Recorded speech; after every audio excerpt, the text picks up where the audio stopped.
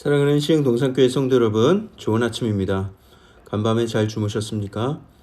여러분들은 푹 주무셨겠지만 우리를 지키시는 하나님은 졸지도 않으시고 주무시지도 않으십니다. 그렇다고 하나님께 미안한 마음 가지시라는 것은 아니고요. 그런 하나님의 신실한 사랑이 저와 여러분들을 향하고 있음을 기억하시고 오늘도 힘차고 담대한 삶을 살아가시기를 축복합니다. 오늘은 금요일 TGIF 월십이 있는 날이죠. 오늘은 특별히 셀 헌신 예배로 드리면서 또 외부 강사 목사님이 오셔서 말씀을 전해주시는데 특별히 저 멀리 대전에서부터 우리 성도님들께 말씀을 전해주시기 위해서 먼 길을 올라오십니다.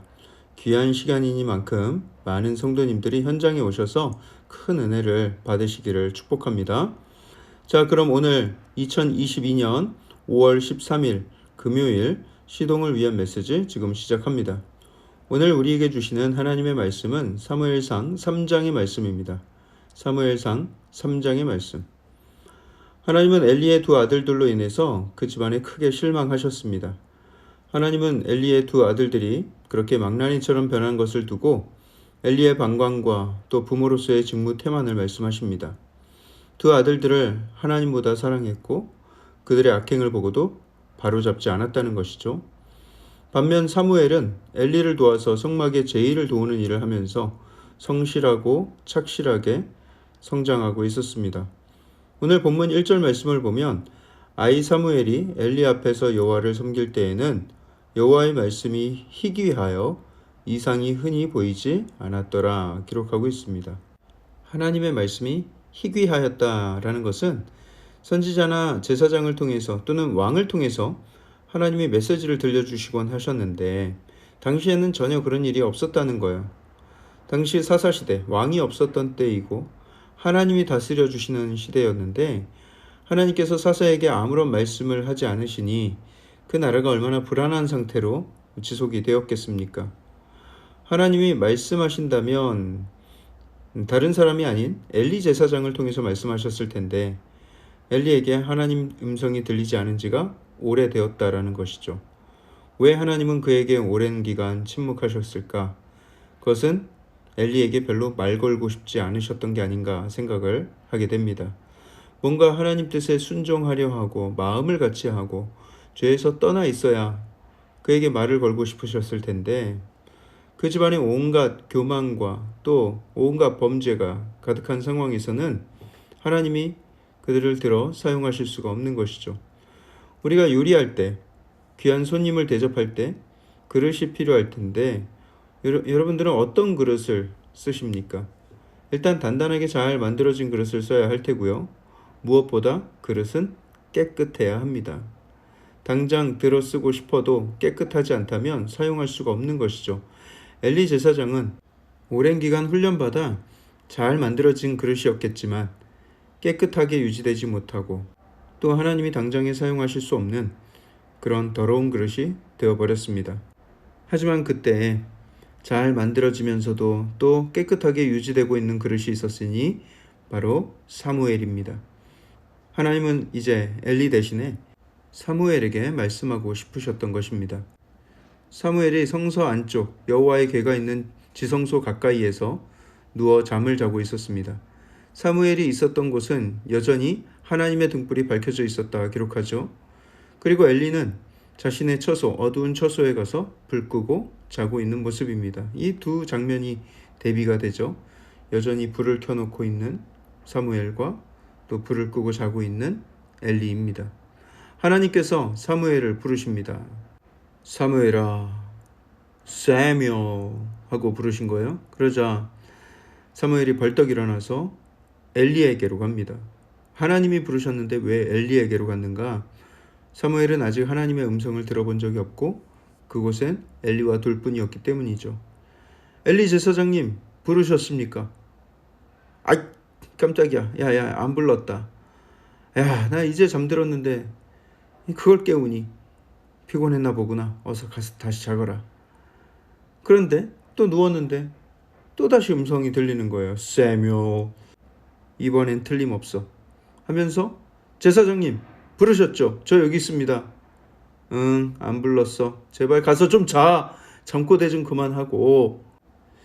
이상하다. 분명히 들은 것 같은데 하고 가서 누웠는데 한 번 더 그 음성이 들립니다. 세뮤. 아마 사무엘도 이쯤 되면 혼란스러웠을 거예요. 아니 이분이 날 놀리시는 건가? 오늘이 만우절도 아니고 몰래 카메라인가? 별 생각이 다 들었겠죠?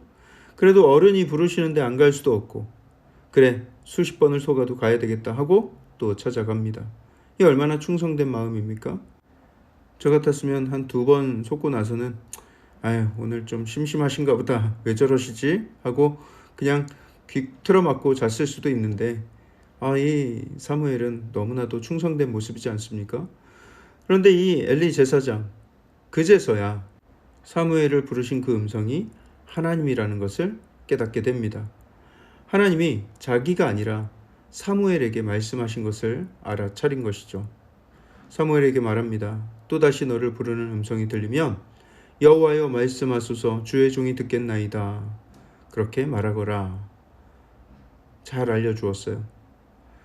아마도 엘리는 자신이 더 이상 하나님의 부름을 받지 못하고 제사장의 권세가 이제 사무엘에게로 옮겨갈 것을 직감적으로 알았을 것입니다. 하지만 그는 겸허히 그 결과를 받아들이고 있는 것이죠. 만약에 엘리가 사울왕이 다윗에게 했던 것처럼 했다면 굉장히 추하고 그 끝이 더 비참했을 것입니다.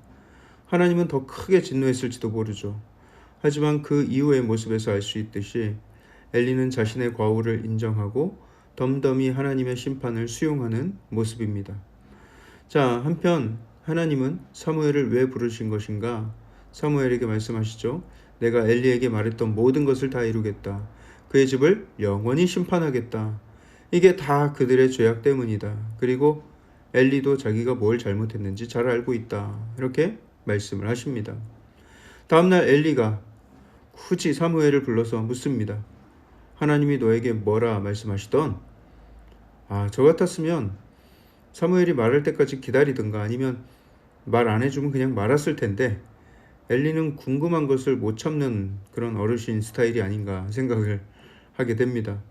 사무엘은 정말 말하기가 난처했을 거예요. 그런데 엘리가 협박하듯이 물으니까 결국 솔직하게 다 이야기를 했습니다. 엘리는 그 이야기를 듣고 어떤 생각을 하게 되었을까요? 엘리가 말합니다. 18절에 이는 여호와이시니 선하신 대로 하실 것이니라. 엘리는 물론 훌륭한 제사장이나 훌륭한 아버지는 아니었지만 하나님을 두려워할 줄 알고 그의 말년에는 하나님 뜻에 순종하고자 하는 그 순수함이 있었습니다. 그래서 교회 전통에서는 엘리를 그렇게 나쁘게 평가하지는 않습니다. 문제는 그 두 아들이었던 것이죠. 겸허히 하나님의 심판을 받아들이는 그의 모습은 하나님을 경외하는 그의 말년의 삶의 자세를 잘 보여주고 있습니다. 오늘 이 말씀의 교훈 무엇입니까? 우리는 늘 하나님의 음성을 사모하며 언제든지 네 하나님 제가 여기 있습니다. 말씀하십시오. 제가 따르겠나이다. 이런 자세를 가지고 살아야 한다는 거예요. 그랬을 때 하나님의 음성이 우리에게 임할 것입니다. 준비된 그릇이어야 사용하십니다. 깨끗한 그릇이어야 사용하십니다. 온유하고 진실되게 하나님을 섬긴다면 성막에서 허드렛 일을 하고 있던 사무엘을 나중에 존귀한 사사로 또 제사장으로 세우셨듯이 우리 또한 하나님 앞에서 성실하게 잘 준비하며 부르심을 사모하며 살아간다면 하나님께서 그 인생을 들어서 크고 존귀하게 사용하실 줄 믿습니다. 그 놀라운 은혜가 여러분들의 삶에 충만하게 임하기를 주님의 이름으로 축복합니다. 사랑의 하나님 감사합니다. 우리같이 부족한 인생을 하나님의 사랑으로 붙들어 주시고 하나님의 일을 하며 또 하나님과 함께 비전을 이루며 살게 하신 것을 감사합니다. 주님, 우리가 늘 하나님 앞에 겸손하게 하시고 하나님을 두려워하게 하시고 오직 하나님의 뜻에 언제나 순종하는 마음을 허락하여 주시옵소서. 하나님 부르신다면 네 제가 여기 있습니다. 말씀하십시오 라고 준비된 자세로 하나님 앞에 나아가는 우리의 삶이 되게 하여 주시옵소서. 이 모든 말씀을 살아계신 예수 그리스도 이름으로 감사하며 기도합니다. 아멘.